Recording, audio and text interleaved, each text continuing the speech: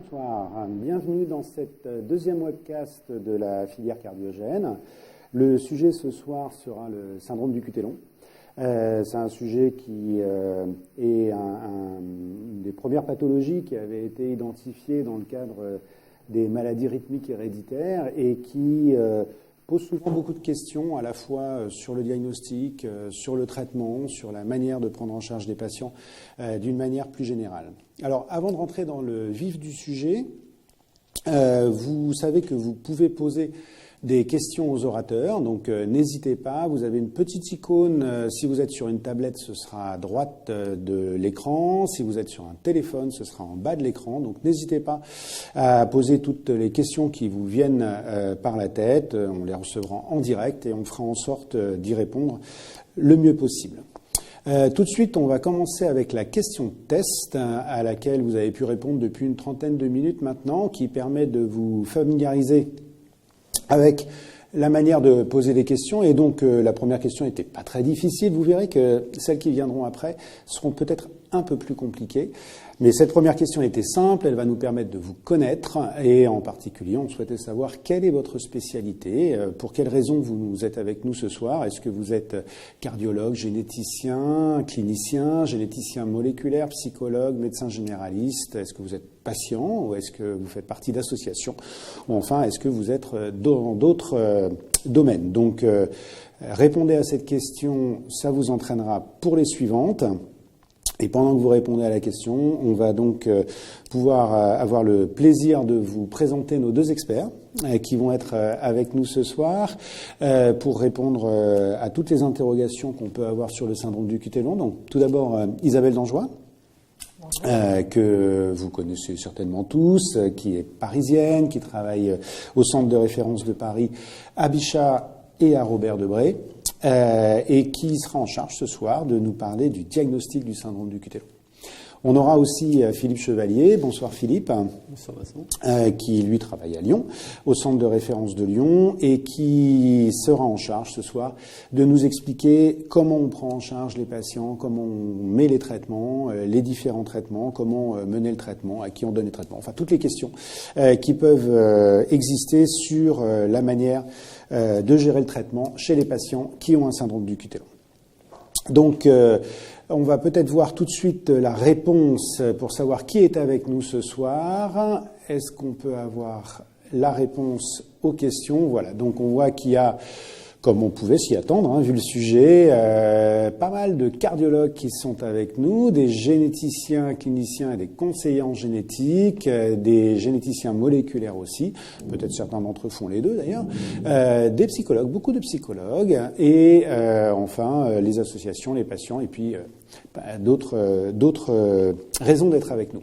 Donc, c'est une manière de vous dire bonsoir à tous, bienvenue dans cette podcast. On va essayer de faire en sorte d'être le plus interactif possible, de répondre à toutes les questions que vous pouvez avoir. Et donc Isabelle va commencer par nous expliquer tout ce qu'il faut savoir sur la manière de poser le diagnostic d'un syndrome du QT long. Isabelle, on t'écoute. Merci. Tout d'abord, une première question sur le syndrome du QT long congénital. Un garçon de 15 ans qui se présente en consultation à l'issue pour une syncope. Son électrocardiogramme montre un intervalle QT corrigé à 460 millisecondes. Quel examen rapide peut-on faire pour étayer ce diagnostic? Une IRM, une épreuve d'effort, un test pharmacologique ou un électrocardiogramme en position debout. Donc les éléments que je vais traiter au cours de la présentation vont permettre de répondre à cette question. Quelques points clés sur le syndrome du QT long congénital. Ça fait partie de ce qu'on appelle les canalopathies, c'est-à-dire des anomalies du rythme cardiaque d'origine génétique. Il existe à l'heure actuelle 16 gènes qui sont connus. Le caractère génétique de cette affection lui donne une particularité qui est le contexte familial. Et on va voir tout à l'heure que ça a une implication, en particulier dans la prise en charge du patient et de sa famille. Le marqueur de ce syndrome est l'allongement de l'intervalle QT corrigé, qui n'est pas toujours évident à identifier. Et on verra également tout à l'heure une façon de retrouver de la façon la plus fiable possible ce marqueur du syndrome. Cet allongement de l'intervalle QT favorise des troubles du rythme ventriculaire, qui sont des troubles du rythme ventriculaire graves, rapides, polymorphes, qui entraînent chez les patients qui présentent ces troubles du rythme des syncopes, des pertes de connaissance, des morts subites éventuellement, chez les sujets jeunes, chez des enfants qui ont la particularité d'avoir par ailleurs un cœur tout à fait normal. Ces événements rythmiques surviennent dans des contextes un peu particuliers qui doivent attirer l'attention du clinicien, c'est-à-dire des circonstances dans lesquelles le système adrénergique est activé, en particulier le sport, l'émotion, et il ne faudra pas également oublier les médicaments qui allongent ce fameux intervalle QT qui est le marqueur de la maladie. Les formes génétiques les plus fréquentes sont les formes dites QT1, QT2, QT3. En fait, à quoi ça correspond? Ça correspond aux 3 formes génétiques qui représentent 90% des formes génétiques qui sont identifiées. Chez les patients, quand on fait des analyses génétiques, on verra à qui ça s'adresse. En fait, on trouve des anomalies dans à peu près la moitié des cas. Et sur cette moitié de patients génétiquement atteints, la grosse majorité des patients ont des anomalies dans 2 gènes pour les canaux potassiques, KCNQ1 et KCNH2, qui déterminent le sous-groupe des QT long type 1 et type 2, et la forme LQT3, qui est la plus rare, en rapport avec des anomalies dans le gène SCN5A. Alors, en commun, tous ces syndromes, toutes ces formes de QT long ont bien sûr l'allongement de l'intervalle QT, le risque des troubles du rythme ventriculaire, mais ils ont des petites spécificités qui nous aident en clinique, en particulier la morphologie de l'onde T et peut-être les facteurs déclenchants qui peuvent être gènes spécifiques, et on le verra dans la présentation de Philippe, possiblement également une orientation au point de vue thérapeutique. Comment faire le diagnostic de ce syndrome? Alors, en cardiologie, en médecine, on adore les systèmes de score, et donc on va s'aider de certains paramètres auxquels on va attribuer des valeurs pour justement étayer cette suspicion qu'on a chez un patient du syndrome du QT long congénital. La majorité des critères qui contribuent à assurer ce score sont des critères électrocardiographiques. Plus le QT est allongé, plus on a un score élevé. Mais on retrouve également la morphologie de l'onde T, on retrouve également la notion d'un cœur un peu lent. Et là aussi, j'attire votre attention parce qu'un enfant qui a une syncope avec un QT un petit peu long et une bradycardie, il ne faut pas se dire il a fait une syncope vagale. Il faut vraiment penser à documenter justement l'allongement de QT et à se dire que peut-être la bradycardie, ça fait partie de son syndrome du QT long congénital. Dans ce score, il y a également le contexte clinique, syncope ou pas, dans un contexte de stress, et le caractère familial qui va également impacter dans le calcul de ce score. On va retenir une probabilité très forte de syndrome lorsqu'on aura un score qui est supérieur à 3. Donc, dans ces critères diagnostiques qui ont été précisés récemment au Congrès européen de 2016 à l'ESC, on voit qu'on peut retenir comme critère diagnostique un score supérieur à 3. En gros, c'est un QT qui est allongé, qui est supérieur à 480 millisecondes. Mais on peut également poser le diagnostic de QT long congénital grâce à un test génétique qui va mettre en évidence une mutation pathogène. Je reviendrai tout à l'heure sur la façon dont on réalise les tests génétiques. Ou bien on peut retenir également le diagnostic de QT long chez un enfant en particulier qui a un QT un petit peu moins allongé, 460 millisecondes, de façon répétée dans un contexte de syncope dont le caractère clinique est très évocateur. La morphologie de l'onde T est extrêmement importante puisque non seulement la durée de QT est à prendre en compte, mais également ces aspects très bizarres d'onde T, parfois plates avec des aspects en double bosse qui nous évoquent tout de suite un syndrome du QT long plutôt de type 2, ou alors sur la partie gauche de la diapositive, une onde T qui est plus ample, qui ressemble à une onde T normale, mais qui est en fait plutôt un aspect qu'on voit dans les types 1. Alors, on a bien compris qu'on allait mesurer le QT, qu'on allait regarder attentivement la morphologie de l'onde T, et ça, tu as bien insisté sur les différentes morphologies et l'importance de ce critère-là. Mais il y a quand même des fois où, une fois qu'on a fait tout ça, qu'on a sorti sa petite règle, qu'on a fait ses petites mesures, qu'on a regardé attentivement l'onde T, on ne sait quand même pas répondre. On est toujours sûr. Un peu pas sûr, et on a quand même souvent des questions de cet ordre-là, des électrocardiogrammes qui nous sont envoyés. Qu'est-ce qu'on peut faire alors dans ces cas-là ? Alors, dans ce cas-là, et c'est vrai que ça peut nous arriver, et c'est extrêmement important d'étayer le diagnostic de syndrome du cuté long congénital, puisqu'une fois qu'on a posé le diagnostic, difficile de revenir en arrière, on va s'aider de ce qu'on appelle les tests de sensibilisation, toujours dans le but de mettre en évidence cet allongement de l'intervalle cuté qui est vraiment la pierre angulaire du diagnostic. Donc il y a plusieurs méthodes, des méthodes très simples qu'on peut faire au cabinet médical en consultation, qui sont par exemple la mesure de l'intervalle cuté allongé puis debout au bout d'une minute. À ce moment-là, chez un patient qui a un intervalle cuté long, le QT va s'allonger, va augmenter de 30 à 40 millisecondes et on va basculer dans le critère positif d'allongement de QT. On peut également s'aider de l'épreuve d'effort. Là, c'est un exemple d'un enfant qui a un allongement de l'intervalle QT quand on le met debout. L'épreuve d'effort, on va s'aider de l'épreuve d'effort, non pas pour induire des troubles du rythme ventriculaire, parce que ça, dans le QT long, malheureusement, on y arrive très très peu. C'est pas des arythmies manipulables. Mais par contre, à la 4e minute de récupération, on va mesurer l'intervalle QT sur un tracé non comprimé. Et là, s'il est supérieur à 460 millisecondes, ça va être un bon argument pour retenir le diagnostic de QT long.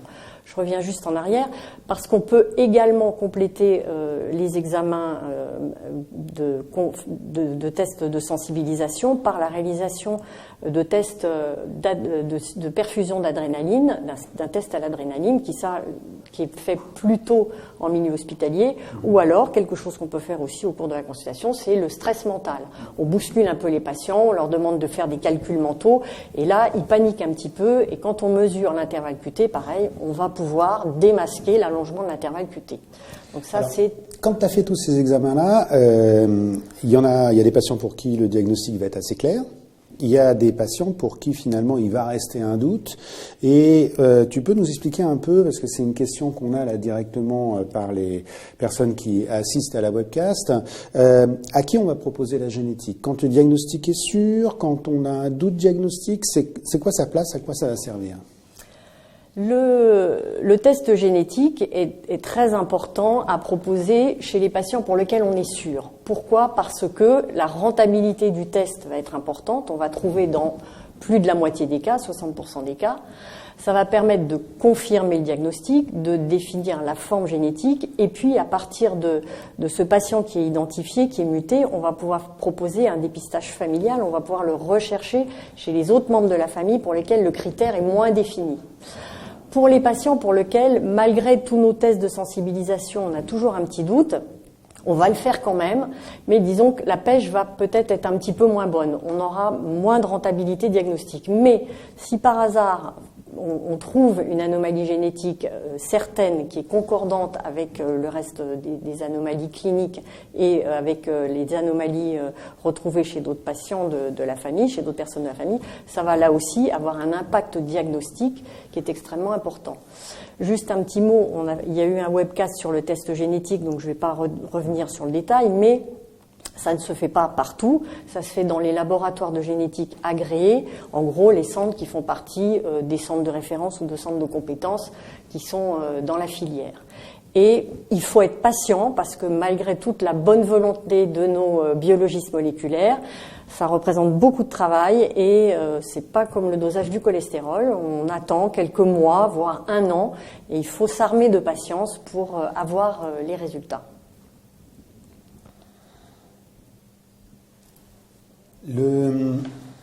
Alors, une fois qu'on a fait ce diagnostic, là, on a fait le diagnostic clinique, on a éventuellement le diagnostic génétique également, comment tu vas organiser, parce qu'on sait que c'est une maladie familiale, et donc il va être important de prendre en charge la famille. Donc c'est vrai qu'une des questions qu'on va avoir dans ces cas-là, c'est comment on s'organise pour faire ce dépistage familial, qui on voit, qu'est-ce qu'on fait comme examen, est-ce qu'on fait que la génétique, est-ce qu'on fait que la clinique, est-ce qu'on fait les deux?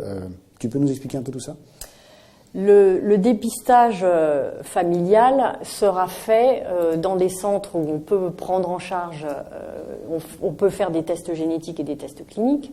Il va s'adresser à tous les apparentés du premier degré, quel que soit leur âge, puisqu'il y a des expressions cliniques très tôt dans la vie, dès la période néonatale, et on a malheureusement également des expressions cliniques tard dans la vie également. Donc ce qu'il faut retenir, c'est l'apparenté du premier degré. On va lui proposer un bilan diagnostique. Dans ce bilan diagnostique, il y aura tous les examens dont on a parlé tout à l'heure, c'est-à-dire l'électrocardiogramme allongé debout, l'épreuve d'effort avec la mesure de QT à la 4e minute, le test pharmacologique si on n'est pas tranquille, et le test génétique, surtout quand on dispose de la mutation familiale. On fera bien le test génétique chez les apparentés uniquement quand on a la mutation familiale. Absolument, sinon ça ne sert à rien puisque il faut qu'on s'aide du résultat génétique de la personne caractéristique, le cas index de la famille qui va nous permettre ensuite de rechercher l'anomalie génétique chez tous les autres patients.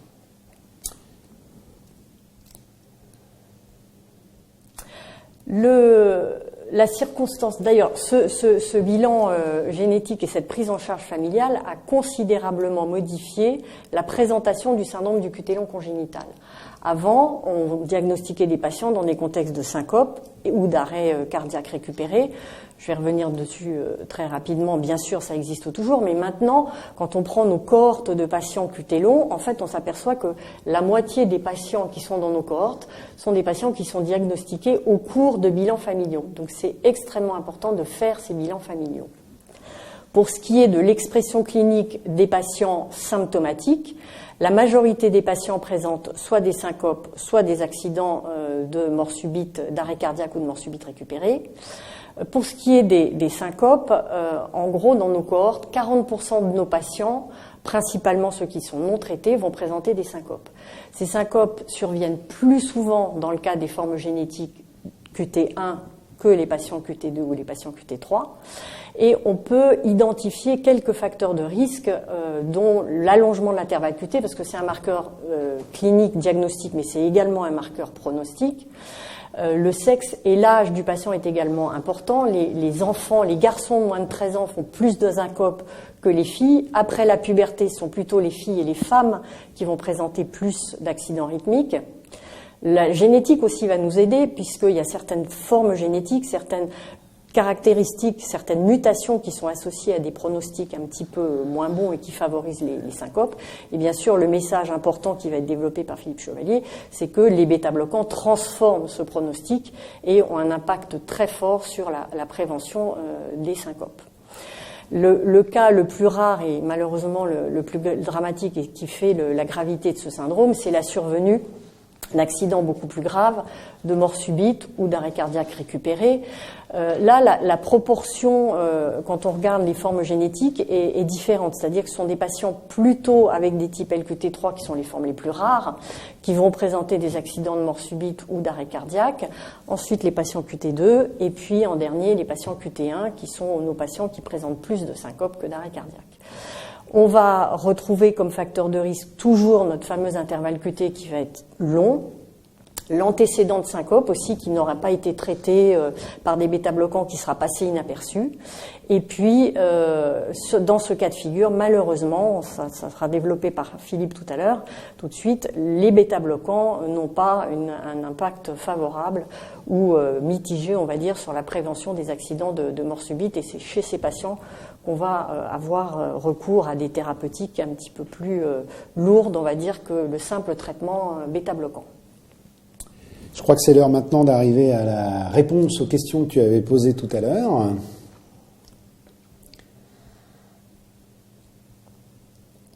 Alors, par rapport à la question posée qui concernait ce garçon de 13 ans qui avait présenté une syncope, on lui proposait de faire soit une IRM, soit une épreuve d'effort, soit un test pharmacologique, soit un ECG debout. La majorité des gens ont répondu soit épreuve d'effort, soit ECG debout. Les deux réponses sont possibles, sauf que dans la question, on avait orienté un petit peu les réponses puisqu'on demandait un test simple. Et l'épreuve d'effort, c'est très bien, mais il faut avoir le rendez-vous, voilà. Donc c'est un petit peu plus compliqué d'avoir la réponse par le test d'effort, alors que l'électrocardiogramme debout, couché debout, c'est quelque chose d'extrêmement simple qu'on peut faire rapidement et qui va permettre d'étayer ce diagnostic de syndrome du QT long congénital. Merci beaucoup Isabelle. Donc je crois que là maintenant les choses sont claires sur la manière d'établir le diagnostic de syndrome du cuté long. On va prendre tout de suite quelques questions si tu veux bien qui sont arrivées. Donc n'hésitez pas à poser vos questions, hein, c'est vraiment ce qui fait vivre l'émission. Et on a tout de suite là quelques questions intéressantes. La valeur du QT corrigé est-elle la même quand il y a un bloc de branche ? Alors, la valeur du QT corrigé n'est bien évidemment pas la même puisque dans l'intervalle QT rentre en ligne de compte la durée de l'intervalle QT.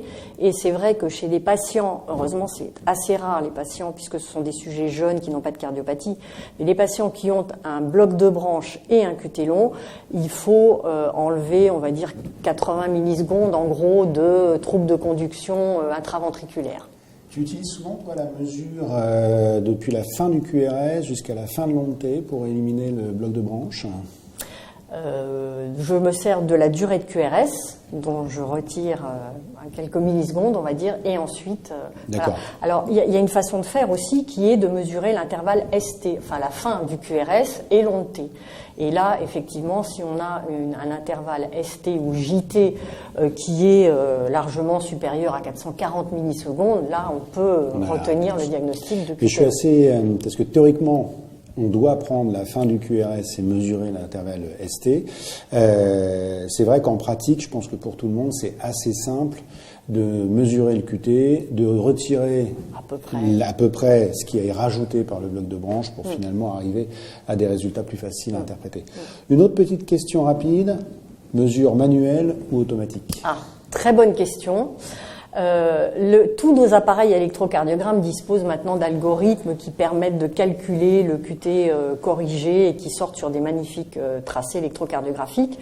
Dans la plupart du temps, c'est assez fiable. Néanmoins, je vous ai montré des exemples de morphologie d'onde T qui étaient tout à fait anormales et parfois l'algorithme se trompe, en particulier n'arrive pas à bien repérer, calculer la fin de l'onde T. Donc moi, ce que je recommande vraiment, c'est quand on a un doute ou pour le patient qu'on voit pour la première fois, c'est de prendre sa règle à électro et son papier quadrillé et vraiment de remesurer à la main l'intervalle QT avec la bonne méthode de la fin de la tangente qui rencontre la ligne isoélectrique, de calculer les petits carrés et de faire la mesure de correction par la formule de Bazet, même si la formule de Bazet n'est pas parfaite, c'est celle sur laquelle beaucoup de critères ont été bâtis et donc on va adopter principalement. Mais oui, je milite pour la mesure manuelle de l'intervalle QT, au moins pour la première consultation.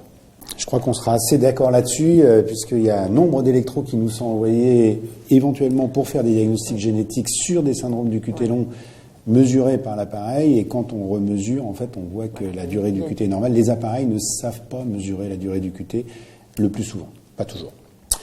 Merci beaucoup Isabelle. On a encore plein de questions pour toi, mais je vais les garder pour tout à l'heure, hein, comme ça on pourra les partager avec Philippe. Et donc, je crois que vous avez tous envie maintenant de savoir comment on fait pour prendre en charge ces patients. Donc on a la chance d'avoir avec nous Philippe Chevalier qui va pouvoir, je l'espère en tout cas, répondre à toutes les questions que vous avez sur ce sujet. Et donc Philippe, dis-nous tout.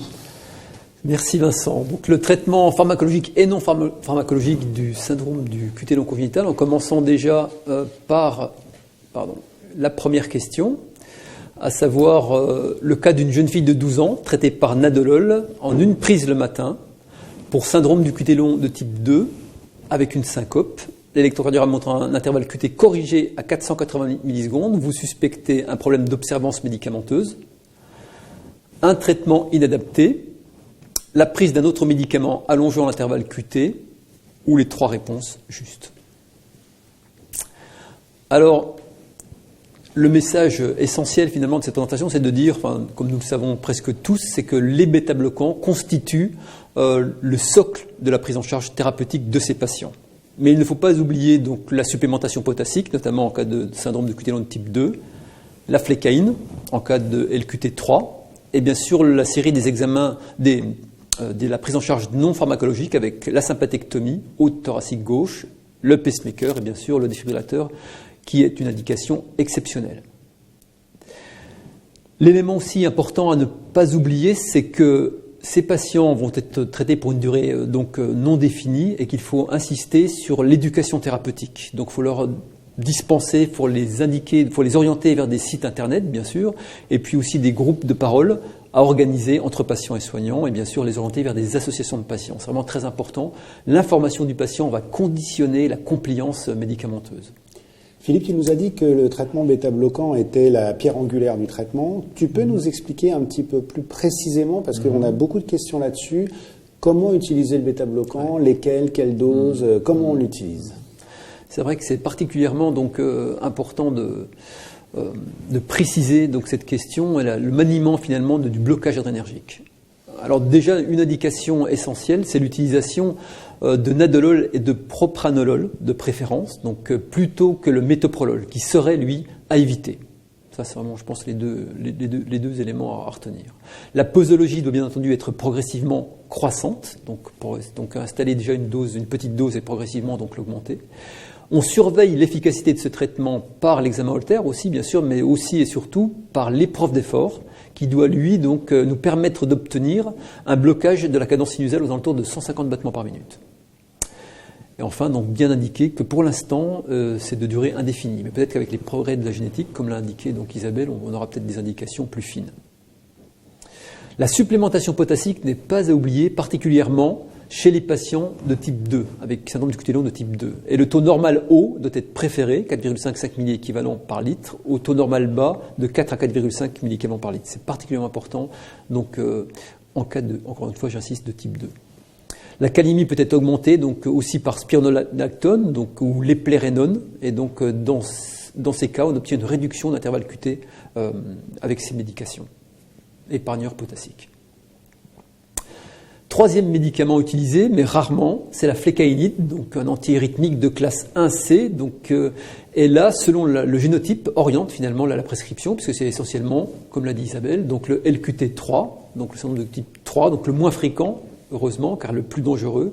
Et là, donc le blocage des canaux sodiques, comme la correction de l'hypocalémie au cas de LQT2, permet de diminuer, de raccourcir la repolation ventriculaire. Donc encore une corrélation entre le génotype et l'effet donc électrocardiographique. Alors, tu nous as bien expliqué là comment on utilise les traitements médicamenteux, mais on sait que parfois ça ne suffit pas. Parfois, malgré un traitement bien conduit, les patients continuent à faire des syncopes. Qu'est-ce qu'on peut utiliser comme autre arme thérapeutique dans ces situations-là? Oui, c'est vrai que c'est particulièrement donc, efficace. Donc, on l'a vu. Et donc, les trois options donc, à choisir non pharmacologiques sont le défibrillateur, la sympathectomie et le pacemaker. Alors, si on commence par le pacemaker, chez les patients avec syndrome du QT long, donc, il permet de corriger une dysfonction sinusale, donc ça c'est très important, chez les patients gênés à l'effort, en sachant que la dysfonction sinusale est très fréquente en cas de syndrome de type 1, et elle est souvent d'ailleurs peu aggravée chez ces patients donc, qui sont traités par bêta-bloquants. Donc ne pas hésiter, ne pas avoir peur d'une bradycardie chez les patients avec QT de type 1, parce qu'elle n'est pas aggravée par le bêta-bloquant. Et enfin, si l'on choisit l'électrostimulation, la priorité doit être bien sûr à l'asservissement atrial. Ça, c'est particulièrement important. Le défibrillateur automatique, bien sûr, alors là, ça relève d'une indication encore exceptionnelle. Ça a été souligné aussi par Isabelle, notamment après arrêt cardiaque par fibrillation ventriculaire, où là, les bêta-bloquants sont inefficaces. Après syncope récidivante, quelquefois, bien sûr, mais si on sont bien assurés de la compliance, de la posologie, de la répartition équidistante sur le nictémère pour le jeune patient. Chez la femme jeune avec LQT2, notamment dans des périodes d'adolescence ou chez des patients donc avec double mutation. Et enfin, ça permet d'optimiser aussi la fonction optimiser la fonction antibradycardique après justement la délivrance du choc pour éviter justement de nouvelles tachycardies post-dépendantes. Encore une fois, la priorité est aux doubles chambres. La sympathectomie ou thoracique gauche par thoracoscopie relève aussi d'indications exceptionnelles. Elle consiste à retirer la partie basse du ganglion stellaire gauche. Attention, c'est une technique chirurgicale à ne pas confier, donc à ne pas mettre entre toutes les mains, puisque donc en effet certains chirurgiens doivent être préparés, ils sont rares en France à le pratiquer, et les 4 ganglions thoraciques sont aussi éliminés. Donc geste chirurgical, j'insiste, soigneux pour une dénervation complète. Elle ne protège pas le patient à 100%, et la complication principale, ça on le sait aussi, c'est le syndrome de Claude-Bernard Horner, qui est quand même de moins en moins fréquent, mais qu'il faut prévenir le patient que ça peut arriver. Alors, ça, tu nous as bien expliqué ce qu'on faisait chez les patients chez qui on avait fait le diagnostic de syndrome du cuté long, ou éventuellement les patients ont eu des symptômes, mais Isabelle nous a expliqué tout à l'heure que aujourd'hui, plus de la moitié des patients qu'on voit pour ces syndromes du cuté long sont diagnostiqués au cours d'un dépistage familial, et donc finalement, ils sont complètement asymptomatiques. On les traite de la même manière, on leur donne à tous des bêta-bloquants, qu'est-ce qu'on fait ? C'est en effet le cas le plus fréquent, le patient avec cuté long qui n'a aucun symptôme et qui a été dépisté, donc 50% de notre cohorte, comme l'a dit Isabelle. Donc après stratification du risque d'arythmie, un traitement individuel. Donc le message, c'est au cas par cas, du cas par cas. Donc on le propose habituellement, c'est vrai, ça peut être débattu, mais pour l'instant on le propose. On conseille, dans tous les cas, une consultation donc périodique par un rythmologue. Une correction, bien sûr, des troubles électrolytiques, donc ça c'est là en cas de vomissement, de diarrhée ou de fièvre prolongée. Et il faut absolument prendre en compte le contexte familial, social et professionnel du patient. Et ce que l'on respecte, bien sûr, c'est sa préférence, après qu'il ait été correctement informé. Le traitement des collatéraux asymptomatiques, lui, avec test génétique négatif, reste débattu. On peut aussi retenir que chez ce patient avec aucun symptôme, donc les patients à risque qui pourront orienter vers une prise en charge médicamenteuse par bêta-bloquant si l'intervalle QT corrigé est prononcé, supérieur à 500 millisecondes ou très déformé, s'il existe une alternance de l'onde T, très difficile à diagnostiquer mais c'est possible, et enfin particulièrement chez les nouveau-nés et chez les enfants. Il faudra bien préciser aux patients que la recherche progresse rapidement et que les conseils peuvent évoluer. Je pense que c'est important aussi pour la relation médecin-patient. Un climat de confiance, ça se gagne avec du temps, bien sûr, doit être développé pour que les décisions puissent être prises en concertation avec le patient. C'est vraiment au cas par cas et c'est concerté, c'est un colloque singulier avec le patient, avec les notions qu'on vient de discuter. Et le patient doit être inscrit, bien sûr, si possible, comme c'est une maladie rare, encore il faut insister, dans un registre accessible à d'autres cliniciens pour que le plus de patients puissent bénéficier, bien sûr, des progrès de la recherche scientifique. Alors la question qu'on a souvent, là, c'est la question qui arrive souvent en fin de consultation. C'est le sport. Le sport, et j'élargirais un tout petit peu en disant aussi, on sait que les activités aquatiques sont à éviter, donc quels conseils donner de ce point de vue-là, quel sport autorisé, dans quelles conditions. C'est souvent un sujet qui est délicat et qui est finalement au centre des discussions. Il y a des recommandations là-dessus maintenant, tu peux nous en dire un petit peu plus ? Déjà, le sport maintenant qui est prescrit sur ordonnance, donc est vraiment un élément capital pour tous. Donc on nous conseille tous de faire du sport. Donc c'est vrai que c'est difficile de dire à un patient, un jeune patient surtout très actif, non, on te déconseille. Ça commence à évoluer. C'est vrai qu'il y a quelques années c'était c'était une contre-indication stricte, mais maintenant il y a quand même, on sent que la tolérance est quand même évolue et on commence à, encore une fois au cas par cas, à autoriser sous certaines conditions le sport donc à nos patients avec QT long congénital. Donc encore une fois, l'élément important, c'est certains sports de compétition, mais éviter bien sûr les médications torsadogènes. On l'a vu, la correction hydroélectrolytique, éviter la déshydratation, éviter l'hyperthermie. Une restriction temporaire est conseillée 3 mois après un événement clinique, donc c'est important. Et ensuite, bien sûr, un plan d'action sur le lieu donc, de pratique du sport pour prendre en charge en cas de complications ces patients. Donc ça, c'est important. Alors on arrive du coup à la réponse aux questions que tu as posées, à la question que tu as posée tout à l'heure sur ce jeune patient. On va voir les réponses que vous avez données. Ouais.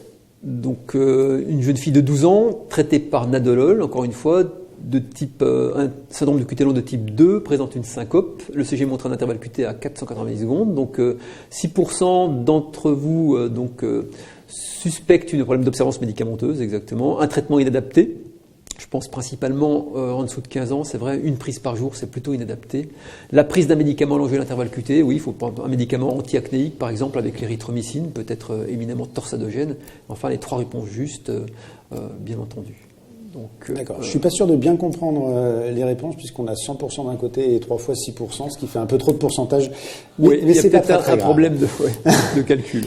Ouais. Alors, merci beaucoup Philippe. Et donc, on va maintenant vous soumettre au feu nourri des questions des personnes qui assistent à cette webcast. Et j'en ai beaucoup pour tous les deux. Alors, on va tout de suite commencer avec une question sur le traitement. Et c'est vrai que c'est une question qu'on a souvent, c'est de savoir est-ce que les bêta-bloquants sont dangereux sur le long terme ? Oui, on peut répondre catégoriquement non. parce que c'est vrai que donc, la contre-indication numéro 1, c'est l'asthmatique, mais on a tous des patients asthmatiques qui sont traités par bêta-bloquant. Encore une fois, c'est d'ailleurs le une des blocage questions énergique qu'on a eues. prime. Ça, c'est vraiment très important. C'est d'ailleurs une des questions qu'on a eues. Quel traitement chez l'asthmatique? Bêta-bloquant. Par contre, il faut vous entourer donc d'un bon pneumologue, d'un bilan, donc une EFR avec test de sollicitation aussi pour tester le bronchospasme, mais éventuellement adjoindre un traitement de fond par corticoïde. Mais quelquefois, donc... On peut s'orienter aussi sur des bêta-bloquants qui sont plus cardiosélectifs, parce que le nadolol, même s'il est, c'est la Rolls-Royce des bêta-bloquants pour nous, il n'est pas très cardiosélectif. Donc, dans les asthmes sévères, on peut... Mais quelquefois, le métabolite du cardiosélectif est lui-même non cardiosélectif. Mais bon, c'est vrai que c'est possible aussi. Ça peut être une option. Mais la réponse est oui, on peut utiliser quand même chez l'asthmatique. Ça, je pense que c'est une notion qui est importante, parce qu'il y a souvent pas de contre-indication. Beaucoup d'inquiétudes, en particulier sur des histoires de bronchiolite dans la toute petite enfance et qui ne se sont pas reproduits après, et qui font qu'il y a de la crainte de la part des parents sur l'utilisation du traitement. Donc, on y arrive. L'indication prise. Il faut parfois des traitements de fond quand même pour l'asthme. Et puis des bilans réguliers vers le pneumologue. Des bilans réguliers. Il faut travailler main dans la main avec le pneumologue, ça c'est clair. Voilà. Mais le message étant de dire qu'il n'y a pas de patients pour lesquels on ne peut pas donner de bêta-bloquant, ou presque. Exactement. Une autre question concernant cette fois-ci la ménopause et les hormones. Est-ce que la ménopause ou un autre changement hormonal va entraîner des modifications dans le diagnostic du syndrome du QT long et dans la durée du QT? Alors très clairement oui, la durée de l'intervalle QT est hormonodépendante et on le voit particulièrement dans les formes QT2 mais aussi en général pour toutes les formes génétiques.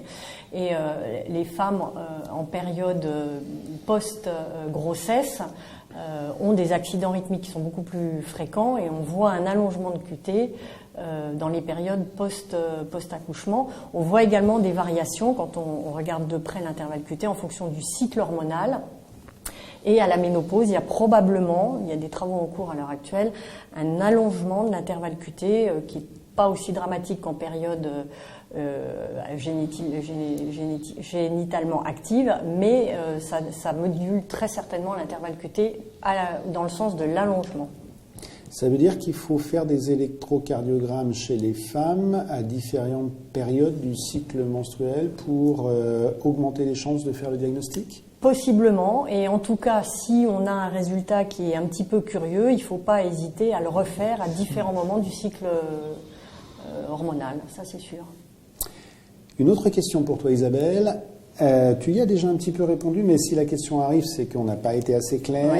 À partir de quel âge peut-on commencer à rechercher un syndrome du QT long ? Je pense en particulier que la question concerne le dépistage familial. Alors, dans le dépistage familial, on peut commencer à tous les âges et en particulier dès la naissance, puisque l'anomalie génétique est présente dès la naissance. Le QT, dans ce syndrome, il y a une pénétrance, c'est-à-dire une expression clinique de la mutation de l'anomalie génétique qui est assez élevée, entre 70 et 80%, et le risque existe dès la naissance, puisqu'on a tous rencontré dans notre exercice des formes néonatales qui peuvent être gravissimes. Et donc ma réponse, c'est on le fait à tous les âges. Dès qu'on a un individu atteint dans une famille, on fait le bilan et les tests génétiques chez les parents, les enfants, les apparentés, et si c'est un nouveau-né, il faut envisager de faire le test dès la naissance. J'ai un peu la même question, mais cette fois-ci pour Philippe. Ok, diagnostic tout de suite, traitement tout de suite aussi ? Oui, on l'a vu notamment chez les enfants nouveau-nés, donc je pense qu'il ne faut pas perdre de temps, parce que justement c'est la catégorie d'âge où les complications surviennent le plus fréquemment. Donc ça, c'est y compris chez un enfant nouveau-né pour lequel on a pas de symptômes et un QT normal ou subnormal ? Oui. Parce que c'est ça la question. Oui, donc, là, oui, tout à fait. La question, si le QT est très très long, déjà, on peut se rapatrier. Là, il n'y a pas de problème. Morphologie normale, QT long ou bradycardie, par exemple. C'est là où je suis sûr que, et surtout si la lacérante, peut-être si la mutation est connue pour être justement dangereuse, parce que ça aussi, on a des moyens, des outils maintenant avec le généticien, les biologistes moléculaires, pour nous dire cette mutation, attention, si elle a déjà été publiée et si elle affecte particulièrement des jeunes enfants, là, j'hésiterai pas, même si le QT est normal. Même si le QT est normal. Oui, si je sais que c'est une mutation dangereuse. On a une famille dangereuse. Mais on rentre dans un niveau d'information supplémentaire là.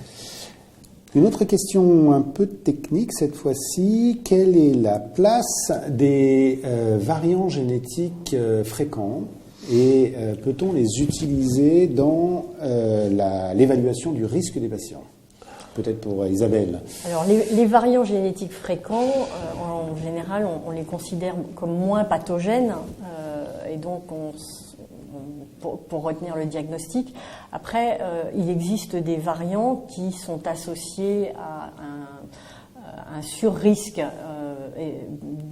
d'événements rythmiques ou au contraire des variants qui ont plutôt un effet protecteur vis-à-vis de l'événement rythmique. Ces variants, on ne les analyse pas en routine. Maintenant, dans les protocoles de recherche, on peut être amené justement à les rechercher, à les analyser et peut-être dans des conditions cliniques particulières à s'en servir. Mais en gros, le message, quand nous, on reçoit des résultats génétiques où on nous dit variant, on ne s'en sert pas comme outil diagnostique. C'est ça le message. Mais ça peut potentiellement, ou ça pourra potentiellement, dans un avenir pas forcément très lointain, être utilisé sur l'évaluation d'un calcul de risque pour le patient. Très probablement, très vraisemblablement, oui. Philippe, tu nous as dit nadolol, propranolol, pas métoprolol. J'ai la question, pourquoi ? Pourquoi ? On en discutait aussi un peu avec Isabelle avant la présentation.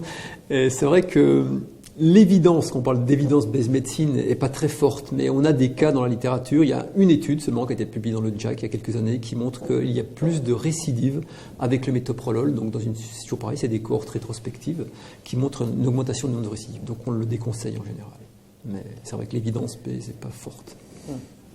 Une question encore pour Isabelle, qui a un petit peu répondu, mais encore une fois, il faut qu'on y revienne. Où peut-on trouver les tests génétiques du syndrome du cuté long ? Quelque part, comment faire pour accéder aux tests génétiques ?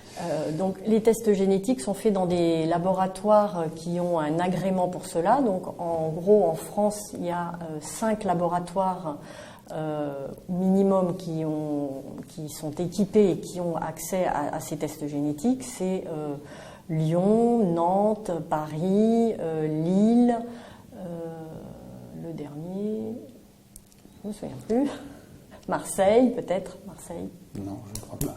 Bon, peu importe, on retrouvera ça. L'idée, c'est que ce sont des centres qui font partie des centres de référence ou certains centres de compétences de la filière, et il faut passer par les consultations de ces centres de référence ou de ces centres de compétences pour faire les prélèvements, recueillir les consentements des patients, et ensuite, en fait, c'est le centre qui est adressé, les prélèvements qui sont adressés dans les centres agréés.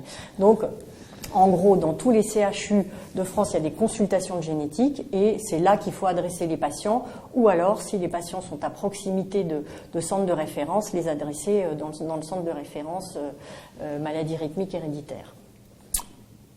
Une question pour Philippe, parce que tu as un peu éludé la question tout à l'heure. C'est bien qu'elle revienne à la charge. Quel discours par rapport aux activités aquatiques ? Parce que ça... Ouais. Il fait beau, il fait chaud. J'espérais qu'on allait. Et les enfants, ils vont Isabelle aura son avis aussi. J'ai tendance à pas mettre les enfants sous une boule de cristal parce que déjà faut pas faire de l'hyperprotection parce qu'on les marginalise ces enfants. Donc je pense que c'est le message aussi. Il faut pas les marginaliser. Il faut quand même rassurer. L'élément essentiel pour moi, c'est vraiment le blocage. Je l'ai pas dit, mais avec les LQT1, c'est quasiment 100% de succès. Donc un gamin qui est correctement bêta bloqué et qui a un syndrome de cuté long de type 1, il ne fait pas de récidive, quoi qu'il advienne. Les activités aquatiques, c'est surtout l'excitation extrême. Donc, mais on peut imaginer que si une excitation extrême est finalement est dangereuse, c'est que le patient n'est pas assez bêta-bloqué. Donc non, pour la participation des enfants dans les parcs d'attractions, je ne contre-indique pas donc, cette participation avec les précautions d'usage, déshydratation, etc. Donc bêta-bloquant. Mais je ne contre-indique pas. Alors, c'est vrai que c'est toujours une situation compliquée parce qu'on sait aussi quand même que 80% de la mortalité, c'est dans l'eau. Donc, moi, j'ai une attitude un petit peu différente. Oui. Au cas par cas. Au cas par cas, déjà. Et ce que je pense vraiment, c'est qu'il faut que ces enfants apprennent à nager, mais hors milieu scolaire. Donc, moi, ce que je fais, c'est que je contre-indique les sports aquatiques en milieu scolaire.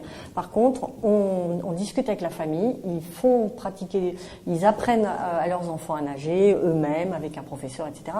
Et une fois que l'enfant est apte, qu'il est à l'aise avec l'eau, qu'il sait nager, il peut pratiquer des sports aquatiques dans le contexte de loisirs, dans le contexte familial. Pour le contexte scolaire, j'ai toujours un peu de réticence. Ne serait-ce que parce que, bien sûr, s'ils sont bêta-bloqués, on n'a pas trop de soucis, mais l'observance thérapeutique, on n'est quand même jamais sûr à 100%, malheureusement.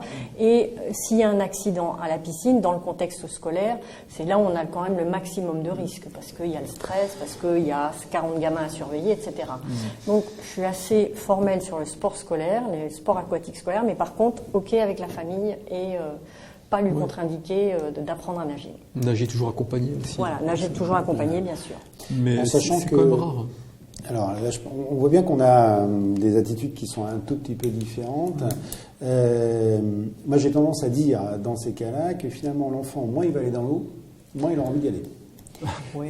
Et donc, oui, pour apprendre à nager, mais sans en faire un champion de natation, Bien parce sûr, que du coup, bien sûr. il aura moins envie d'y aller, on Bien prendra sûr. moins de risques, il va pouvoir se rafraîchir, il va pouvoir savoir se débrouiller si jamais il tombe dans l'eau par malchance, et puis ça va quand même limiter les risques. Mais c'est vrai que ça reste un sujet où finalement, on sait qu'il y a ce risque qui existe, mais comment il faut le prendre en charge et qu'est-ce qu'on peut autoriser, pas autoriser. Je crois qu'il est peut-être hypertrophié, quoi. Parce que si on réfléchit dans notre pratique personnelle, le nombre de patients qui ont vraiment fait une syncope en nageant est extrêmement faible. C'est principalement des enfants, des jeunes enfants, des garçons de moins de 13 ans qui avaient le QT1. Donc déjà, peut-être ceux-là, en effet, il faut peut-être les restreindre, mais les QT2 ou les QT3 qui font des arrêts cardiaques la nuit, je ne vois pas pourquoi contre-indiquer une activité de natation. Mais bon. Alors, probablement la réponse n'est pas tout à fait la même d'ailleurs chez un enfant et chez un adulte, parce qu'un adulte qui sait nager et qui va aller nager tranquillement, ça je le laisse faire. Voilà. Il a certainement pas le risque qu'un enfant qui est très excité. Surtout le garçon de moins de 13 ans. Voilà, le garçon de moins de 13 ans qui s'excite dans la piscine. Bon, ça c'est vrai qu'on prend un risque quand même. Je crois qu'on arrive à la fin de cette émission. Il y a encore plein de questions. Alors, on pourra essayer d'y répondre peut-être directement par mail ou autre, parce que sinon, je crois qu'on déborderait beaucoup. Comme on dit, on arrive à l'heure de l'apéro, donc il faut savoir s'arrêter. Et donc, je vous rappelle que vous allez avoir la possibilité maintenant de répondre au questionnaire de satisfaction. C'est important pour nous parce que ça nous permet de savoir si on a répondu aux questions que vous aviez, si on a répondu à vos attentes, si vous avez été content de passer ce moment avec nous. En tout cas, nous, on a été, en tout cas pour ce qui me concerne, très content de passer ce moment avec nos experts. Pour ceux qui le souhaitent, vous avez la possibilité maintenant d'obtenir une attestation. Donc pour ça, il va falloir que vous travaillez encore un petit peu, puisqu'il y a toute une liste de questions qui vous a été préparée par nos experts et que vous trouverez en suivant les écrans. Et si vous répondez brillamment à ces questions, je suis sûr que vous avez écouté attentivement tous les conseils qui ont été donnés et que vous y répondrez sans difficulté, vous aurez la possibilité d'avoir cette attestation délivré par la filière. Il me reste maintenant à remercier nos deux experts. Merci Isabelle, merci Philippe. Je crois que vous avez apporté beaucoup de réponses aux questions qu'il pouvait y avoir. On a vu aussi qu'il y avait encore un certain nombre de questions sur lesquelles on n'était pas forcément tous totalement d'accord sur la manière de faire, mais c'est bien normal. On est dans le cadre des maladies rares et on n'a pas forcément les réponses pour tout. Heureusement d'ailleurs qu'il y a aussi une participation individuelle à la manière de prendre en charge les patients. Je vous donne rendez-vous, moi, pour la prochaine webcast. La date n'est pas encore tout à fait fixée, ni le sujet, mais ça arrivera, j'en suis sûr, très vite. En tout cas, on a été, jusqu'à présent, on a eu d'excellents retours sur la première webcast, et j'espère qu'on en aura aussi des bons sur celle-ci, et que vous aurez été contents d'avoir pu participer avec nous, poser toutes les questions que vous avez. Merci beaucoup de votre attention, bonne soirée à vous et à bientôt pour une prochaine émission.